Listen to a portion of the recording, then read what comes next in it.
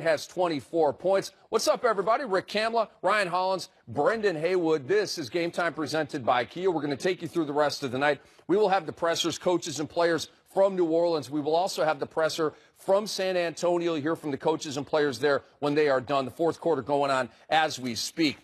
A beatdown just occurred in the Big Easy, 119-102, the final. The numbers are off the charts for virtually every New Orleans Pelican in this game. Are you surprised that it was such a beatdown tonight? Did you think Portland would come a little feistier here tonight? Oh, man, fellas, I'm incredibly surprised. Portland was just soft tonight.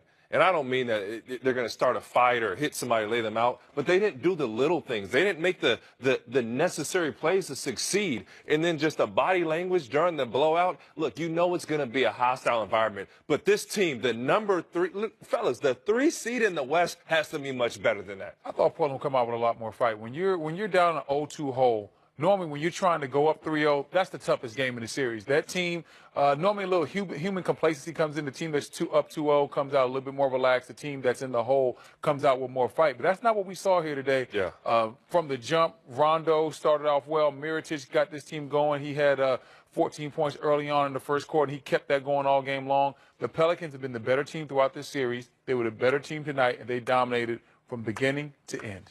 And Nico Mirotic, let's start by talking about him. I mean, Davis and Rondo and Holiday, they all played well, but Nico Mirotic had a playoff career high 30, 12 of 15 from the field, made 4. I could go on with the stats. They're ridiculous. Did you know Nico Mirotic was this good? Yes, I did, and he's an incredible talent. And when you watch him and you see that scouting report on paper, he can shoot it. He's big. He puts the ball on the floor, and he's got not just shoot, he's got a natural stroke. So anytime you have a shooter like that, Brendan, that sees the rim, it always gets dangerous, and he was feeling it this game. His game has grown a lot. I knew he was good, but I didn't know he was this good. I knew he had a place in this league, and he could help a team out. He could help you win basketball games because he had some height on him. He's tall and he could shoot.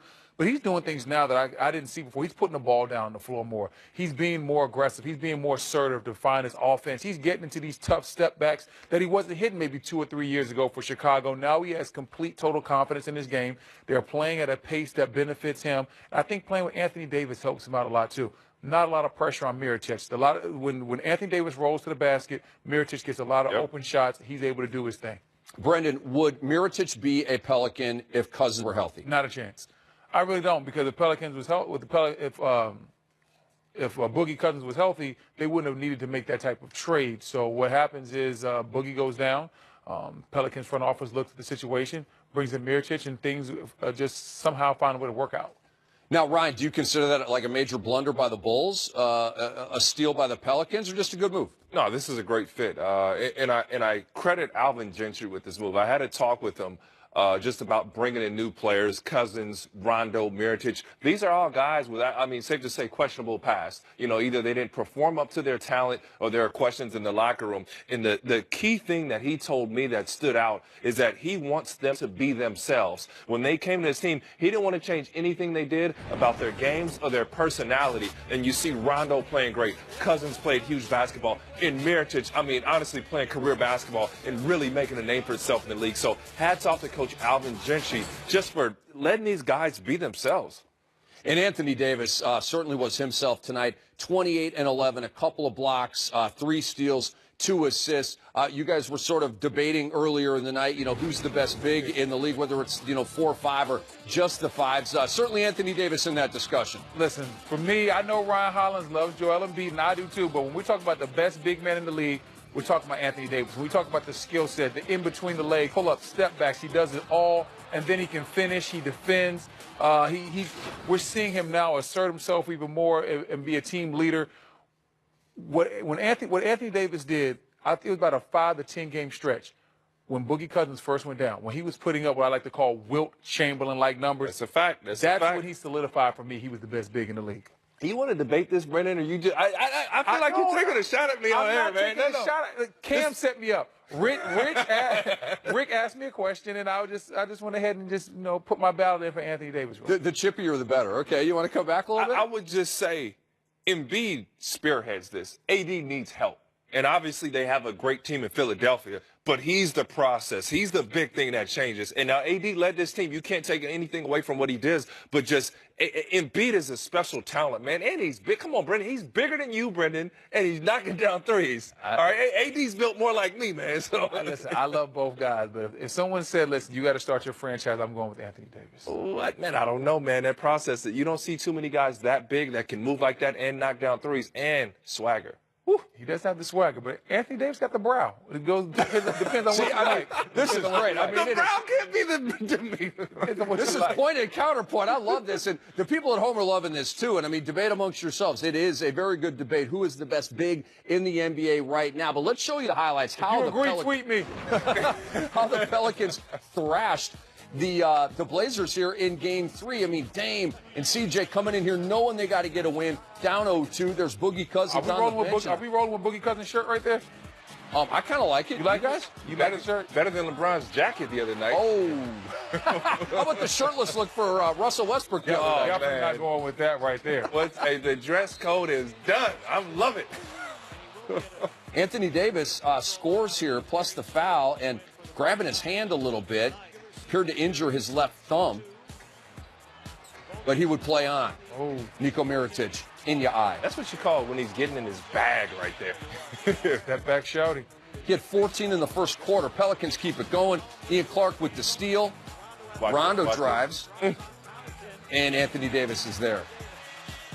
Listen, Rondo putting the pressure on the defense. Anthony Davis doing what all good big men do. Run right to the front of the rim and make your presence felt. No, he didn't. You're done. Are you kidding me? When my man Rondo's hitting step back threes, you know it's a wrap. That made it a 20-point game. Look at the lob. Man, just Can Embiid do that? yeah, I don't know. I think he can. I'm not sure if he can or Can he twist and contort his body like that? It'll look a little different than that, a little slower. Yeah. Mirotic, hit him again. That's a heat check, man. Pull up 3 on the break, 6'10". He had 21 at the half, and the Pels led by 19 at the half. Al-Farouq Amino had a good game, 21 and 8 in a baseline surge. Yeah, we talked about somebody else needed to step up for this Portland team, and tonight it was Al-Farouq Amino, but guess what? It wasn't enough. No, it was not. From the corner, Ian Clark, and there comes Anthony watch Davis. your head. Watch your head, big fella.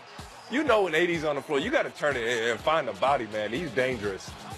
And listen, I love the emotion. AD, not the guy that shows a lot of emotion. It's the playoffs, Yeah, and I think that the emotion he's showing really gets his teammates going as well. Okay, that's in his bag. That's the heat check, Rick. He's not What done. about this one? He's What about not this done. Oh, quick spin.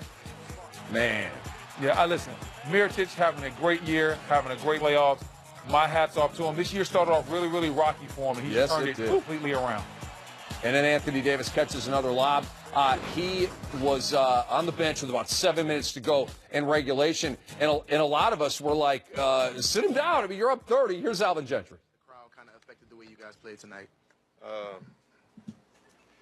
I like the energy that we started the game with, and I love the pace that we started the game with. You know, one of the things that we talked about is that the more pace we play with, then the more chances we'll have to get AD or Nico into space. So, you know, they did a good job on AD early on, I thought, but that also, when you're helping that much, that also freed up Nico, and I thought Nico really got us off to a good start. And then once again, I thought our guys, and it was a total team effort, you know, our guys did a great job on their 2 guards. They made some really tough, difficult shots, which they're very capable of doing. But I thought that for the most part, we did a great job of trying to keep them under control. And, you know, if we can have them shoot well but have 12 turnovers, you know, between them, then I think we've done a great job on them. What do you think about the crowd?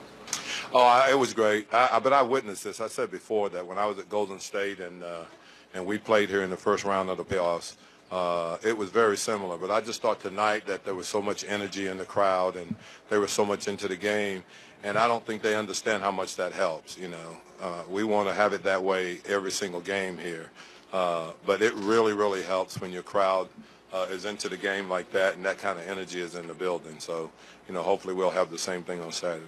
Al, each passing game, you're more and more locked in. This team is. What's been the secret to that? I mean, every game's been more locked in than the last. Well, I think a lot of it is, you know, Rondo, and I think a lot of it is AD. You know, they talk about it all the time, you know, that we still hadn't accomplished anything.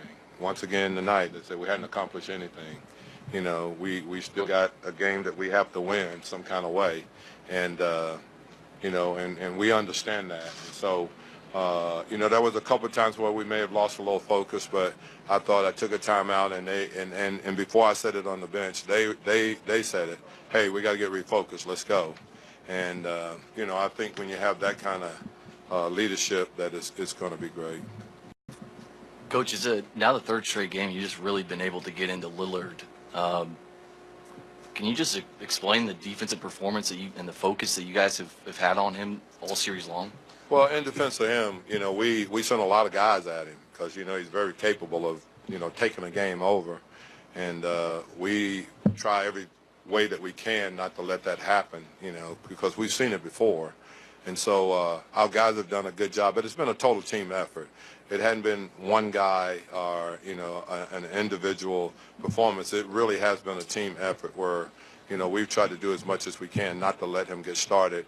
And you can even see tonight, he's still really capable of making some really tough shots. But we still have to try to do everything we can to keep him in a box and not let him get outside of that box, because once you get going, you can't turn him off. Coach, can you talk about the huge advantage you had tonight in fast break points and in the paint, and how you were able to create the turnovers that you were? It just seemed like on that 50-50 balls, you were just more aggressive, just stripping the ball from Portland. Yeah, I thought we did probably our best job, maybe of the year as far as getting our hands on balls and things like that. And as far as the fast break points, we had said all along that we have to get out and try to create some easy baskets. And the way we do that is that we have to run off of miss, not off makes. And I thought our guys did a really good job of rebounding the basketball. And then sometime when we couldn't rebound it, we just tipped it to someone else. And then that started our break. And, they sent so many people to the offensive board. If you can rebound it, we felt like we could run and get some easy baskets. And I thought that's what we did tonight. What's happened in the last 8 games to transform Nico? He was struggling there for a stretch, and now it seems like he's... Gillette. Gillette should take all the credit, and I'm giving them a plug. So, Nico maybe get a sponsorship out of this. No, but I just think that he's just been locked in. He's done a good job. Our guys really have a lot of confidence in him, and I think he's in a good place now. I think he really is well aware of where he fits in with this team and what he's capable of doing. And it's not just him shooting the ball. I think he's made a lot of really good plays, a lot of nice cuts, and he's been very good defensively. I mean, he's part of the reason that we've been able to, to slow Lillard and CJ down. Can you ever remember a midseason guy having this kind of impact and this kind of, just at the end of the year that you've coached? It seems like he meshes. I was going to say there was a guy named Kareem that got traded once. That was pretty good, But I think as far as here, I think that Nico's been great. He's given us a lot of things that's been able to free up AD more. I think he's helped Drew in that. Guys can't pull in as much as they possibly can. Like tonight, they were determined not to have Drew go one-on-one, which is fine, because I thought Drew did a great job of moving the basketball and getting it to the right people. And I just think our team right now is just playing good team basketball.